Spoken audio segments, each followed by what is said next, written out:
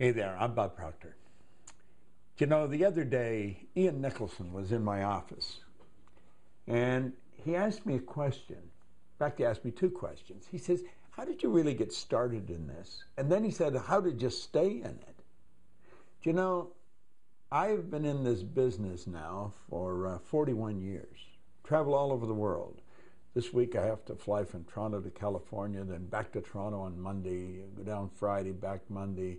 Tuesday I have to go to Bucharest in Romania. And you know, this has just been going on now for over 40 years. He said, how did you stay in it?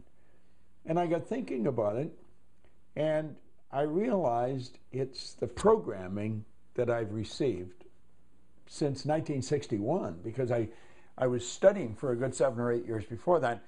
I've always had phenomenal assistants. You see, I had no formal education.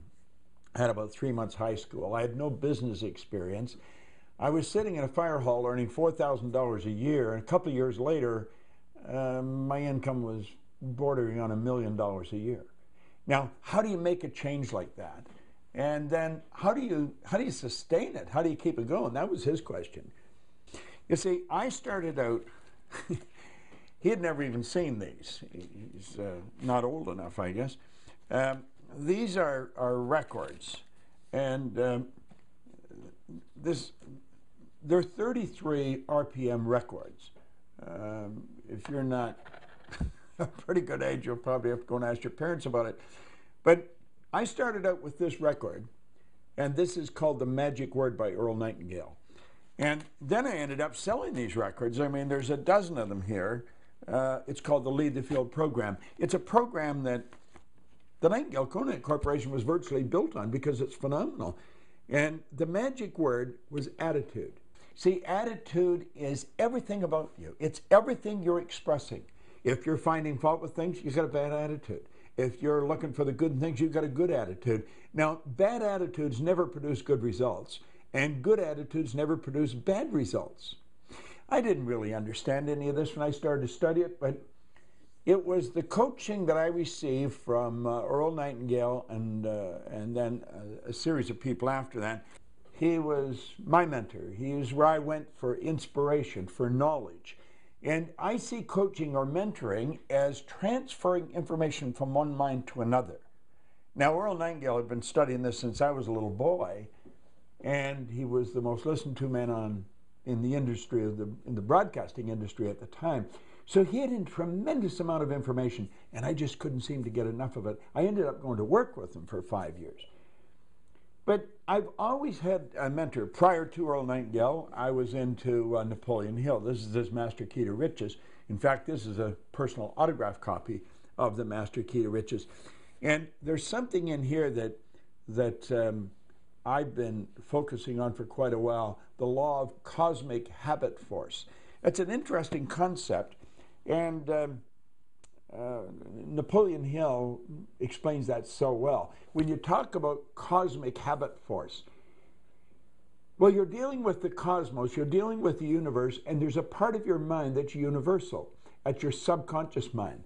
When you take an idea and you repeatedly program it into your subconscious mind or impress it upon your subconscious mind, ultimately it becomes fixed there, and that's better known as a habit.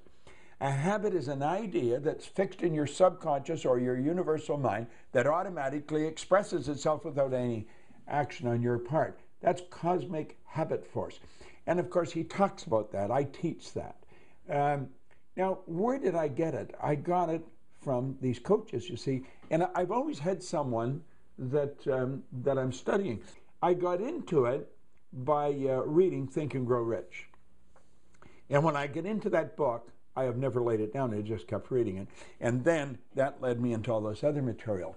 But I found that I could accomplish anything if I had the right assistance.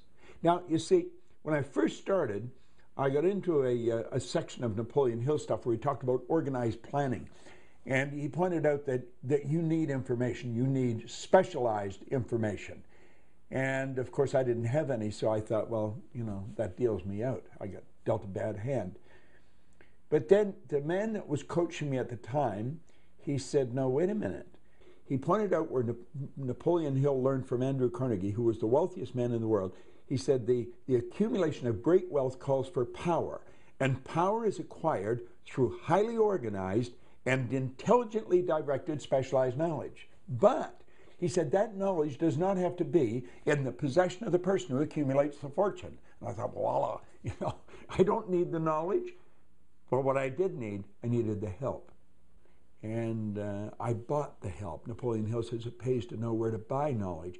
And, we buy almost everything in the sun. We buy food, we buy clothes, we buy houses, we buy cars, we buy lawn furniture.